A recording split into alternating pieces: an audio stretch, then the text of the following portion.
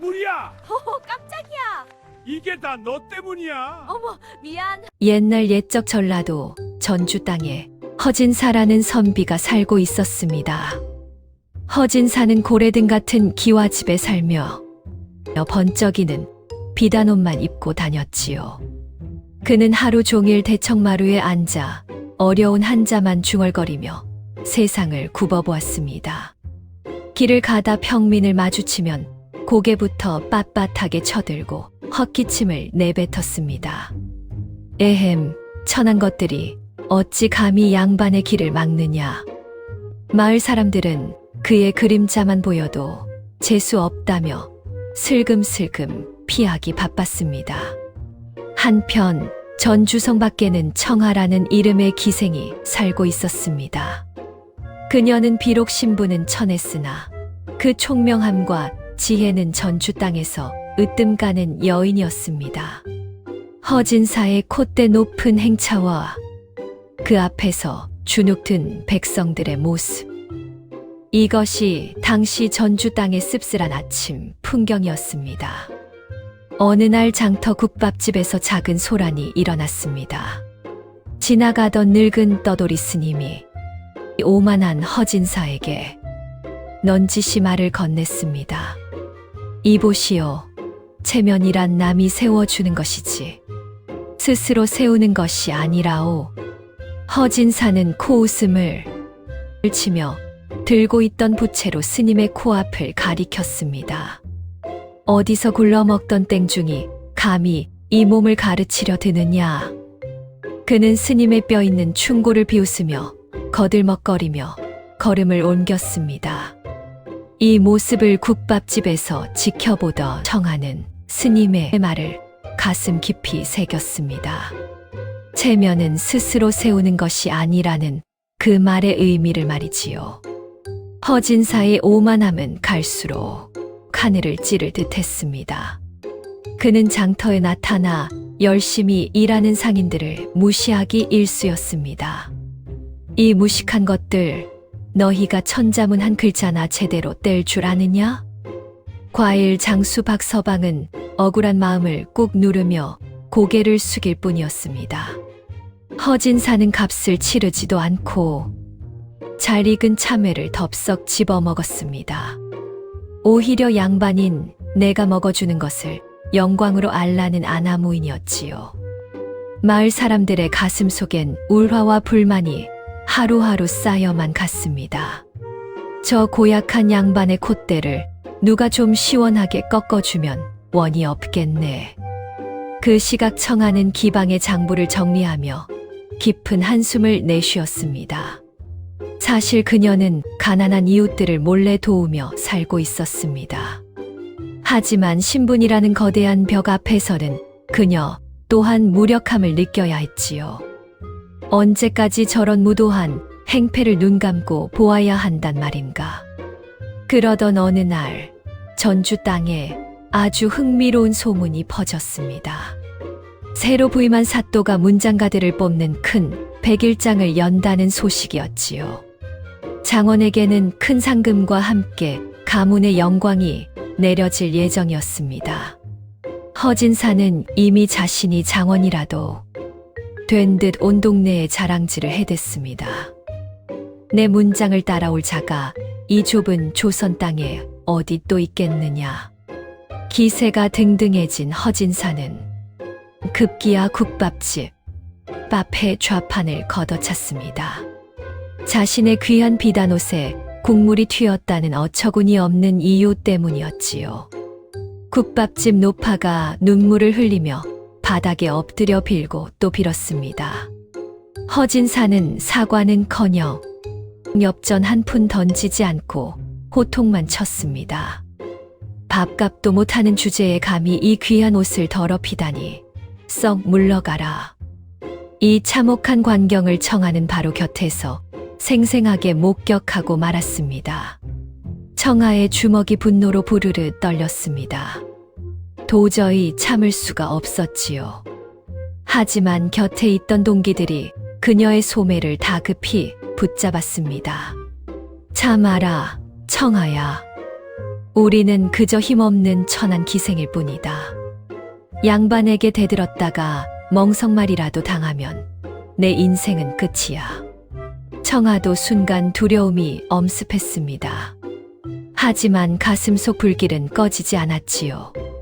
하지만 저렇게 힘없는 백성을 짓밟는 걸 어찌 보고만 있겠습니까?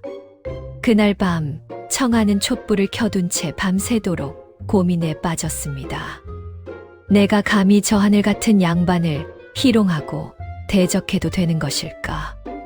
잘못되면 내 목숨은커녕 기방 식구들까지 위험에 처할 텐데.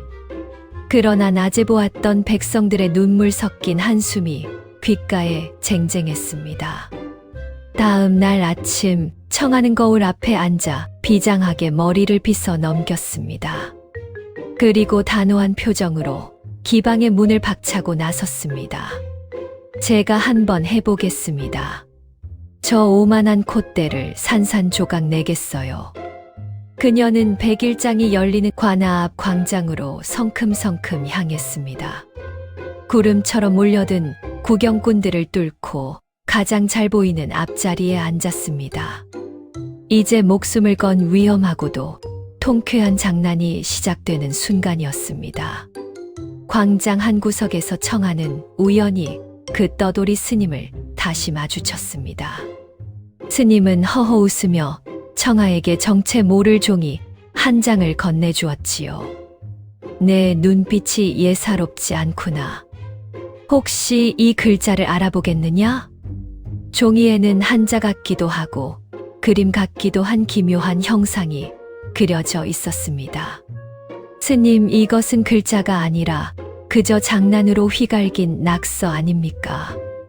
진짜 문장 가는 마음으로 글을 읽고 가짜는 그저 눈으로만 읽는 법이지. 청아는 스님의 말 한마디에 번뜩이는 깨달음을 얻었습니다. 허진사의 가짜 체면을 단숨에 찌를 수 있는 완벽한 무기가 생긴 것입니다. 드디어 백일장이 시작되고 여러 선비가 화려한 시를 읊었습니다. 허진사는 가소롭다는 듯 거드름을 피우며 마지막 순서로 등장했습니다. 그가 어려운 고사성어를 섞어 시를 읊자 사또가 감탄하며 고개를 끄덕였지요. 그때 청아가 사뿐히 걸어 나와 낭낭하고 큰 목소리로 외쳤습니다. 나리의 문장이 참으로 훌륭하오나 소녀의 시조 한 수 받아주시겠습니까? 장내가 순식간에 술렁거렸습니다. 일개 기생이 감히 양반에게 도전장을 내민 것이지요. 허진사는 헛기침을 하며 가소롭다는 듯 껄껄 웃으며 허락했습니다. 청아는 교묘한 말장난을 섞어 짐짓 허진사를 칭송하는 척 시를 읊었습니다. 하지만 끄틈절을 아주 비묘하게 비틀어 욕설처럼 들리게 만들었지요. 눈치 빠른 구경꾼들 사이에서 참지 못한 웃음보가 터져 나오기 시작했습니다. 세상에, 저 시조 좀 보게나. 대놓고 양반을 원숭이 취급하고 있네. 허진사는 청아의 시조가 자신을 욕하는 줄도 모르고 연신 고개를 까닥였습니다. 허허, 역시 천한 것들도 내 높은 문장의 깊이를 알아보는구나. 사람들은 속으로 박장대소하며 어리석은 허진사를 비웃었습니다. 청아의 첫 번째 유쾌한 속임수는 아주 완벽하게 성공했습니다. 정말이지 통쾌한 가짜 승리의 순간이었지요. 하지만 기쁨도 잠시 허진사의 종이 시의 진짜 뜻을 귓속말로 전했습니다. 허진사의 얼굴이 순식간에 시뻘겋게 달아오르며 험악하게 일그러졌습니다. 이 발칙한 년이 감히 하늘 같은 양반을 능멸하려 들다니. 허진사는 길길이 날뛰며 관아의 포졸들을 향해 소리쳤습니다. 그는 사또에게 저 무례한 기생을 당장 하옥하라며 난동을 피웠습니다. 사또 역시 양반의 체면을 구긴 기생을 무작정 감쌀 수는 없었습니다. 결국 청아는 포승줄에 꽁꽁 묶여 차가운 감옥에 갇히는 신세가 되었습니다. 허진사는 기방까지 쫓아가 문을 부수고 온갖 행패를 다 부렸습니다. 감히 나를 모욕한 대가를 뼈저리게 치르게 해주마. 기대해라. 청아를 마음으로 응원하던 마을 사람들도 겁에 질려 뿔뿔이 흩어졌습니다. 동기 기생들마저 청아를 원망하며 차갑게 등을 돌리기 시작했지요. 상황은 이제 돌이킬 수 없는 어두운 구렁텅이로 빠져버렸습니다. 감옥의 밤은 뼈를 깎는 듯 차갑고 외로웠습니다. 내일이면 곤장을 맞고 쫓겨나 평생 불구가 될지도 모르는 처지였습니다. 청아는 자신의 경솔함을 자책하며 어둠 속에서 하염없이 눈물을 흘렸습니다. 세상의 벽은 생각보다 높았고 양반의 권력은 너무나 서슬퍼랬습니다. 아무리 기다려도 그녀를 도와주러 오는 이는 아무도 없었습니다. 스님이 주었던 부적 같은 종이도 압수당해 이제는 흔적조차 없었지요. 이제 모든 것이 허망하게 끝난 것만 같아 앞이 캄캄했습니다. 청아는 멍하니 창살 밖으로 스며드는 달빛을 바라보았습니다. 그때 문득 뇌리를 스치는 스님의 목소리가 들리는 듯했습니다. 체면이란 남이 세워주는 것이지 결코 스스로 세우는 것이 아니란다. 그래, 허진사가 가장 무서워하고 두려워하는 것은 매질이 아니야. 그가 평생 공들여 쌓아 올린 가짜 체면이 무너져 내리는 것이지. 청아는 이 위기를 극복할 수 있는 단 하나의 유일한 방법을 깨달았습니다. 그것은 바로 수많은 백성 앞에서 그의 위선과 무식을 낱낱이 폭로하는 것이었죠. 청아의 죽어있던 눈빛이 다시 생기를 되찾으며 번쩍 빛나기 시작했습니다. 다음 날 아침 사또 앞으로 무겁게 끌려 나온 청아가 차분히 입을 열었습니다. 사또 날이 벌을 받기 전 마지막으로 청 한 가지만 올리겠습니다. 제가 저기 계신 허진사 나리께 한자 수수께끼를 하나 내보겠습니다. 만약 나리께서 일을 마치신다면 어떤 벌이든 달게 받겠습니다. 하지만 한 글자도 못 마치신다면 제 무죄를 증명해 주시고 사해 주십시오. 사또는 이 기묘한 제안에 흥미를 느껴 허진사의 의향을 물었습니다. 허진사는 코웃음을 치며 당장 수수께끼를 내보라고 으름장을 놓았지요. 장터에는 어제보다 훨씬 더 많은 백성이 구름대처럼 몰려들었습니다. 청아는 나뭇가지 하나를 집어들고 흘바닥에 기상천외한 모양을 그렸습니다. 그것은 글자가 아니라 마당을 뛰어다니던 개 발자국을 교묘하게 흉내낸 그림이었지요. 날이 천하제일의 문장가시니 이 귀한 글자의 뜻을 당연히 아시겠지요? 허진사는 소스라치게 당황했습니다. 태어나서 단 한 번도 본 적 없는 글자였으니까요. 하지만 수백 개의 눈동자 앞에서 모른다는 소리는 죽어도 할 수 없었습니다. 그의 빳빳하던 이마에서 식은땀이 비 오듯 줄줄 쏟아졌습니다. 크흠, 이것은 하늘 천된 자의 아주 오래된 옛 서체로다. 허진사는 잊지도 않은 뜻을 그럴싸하게 꾸며내어 장황하게 설명하기 시작했습니다. 용이 승천하는 장엄한 모습을 형상화한 아주 귀하고 높은 글자란 말이오. 거짓 설명이 끝나자마자 청아가 배를 잡고 까르르 웃음을 터뜨렸습니다.